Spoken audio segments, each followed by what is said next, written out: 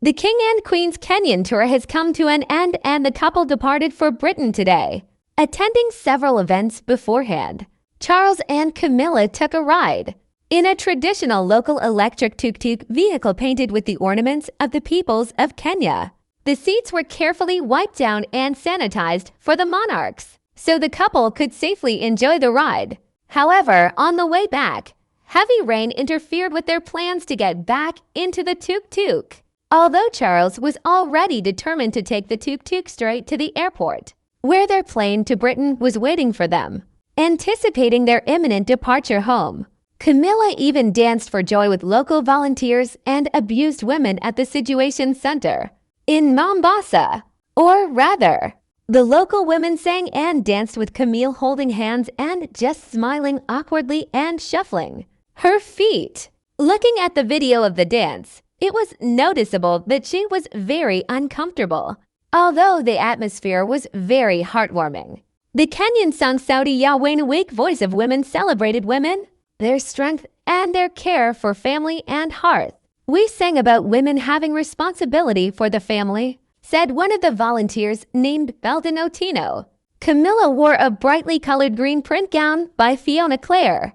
The king's consort received several Swahili shawls decorated with inspirational inscriptions as a gift from representatives of the organization. The king surprised the public by breaking protocol during his stay in Kenya, abandoning formalities. He did not even try to pretend that he was fascinated by the local culture and cuisine. Instead of traditional Kenyan African dishes, Charles was spotted near an Indian food truck where he was ordering.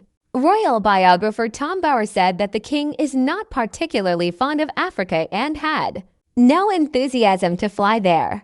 But he likes India, its culture, and, of course, its food. However, duty demanded a visit to the Commonwealth country as soon as he came to the throne, paying homage to his mother, Queen Elizabeth. Charles never liked going to Africa. He was forced to go to Africa after he became king because he neglected the Commonwealth. He liked going to white Commonwealth countries, Bower told GB News. He loved going to India, but he avoided Africa if he could.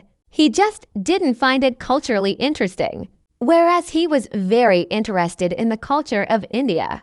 Like most Britons, Bower was disappointed by Charles' words of regret because of Britain's colonial past, because the government had advised the king not to apologize to Kenyans. And what Charles said in his speech seemed almost like an apology.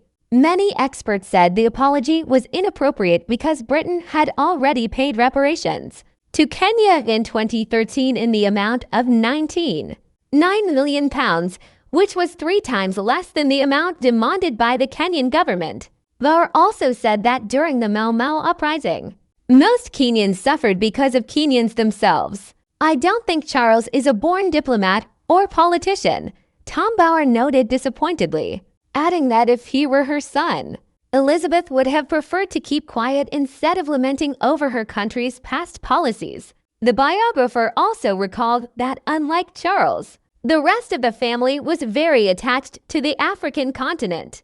William proposed to his beloved Kate in the gardens of Kenya. Harry bonded with Meghan in the forests of Botswana. And Princess Diana spent a lot of time doing humanitarian and charitable work in African countries on solo trips after her separation from Charles.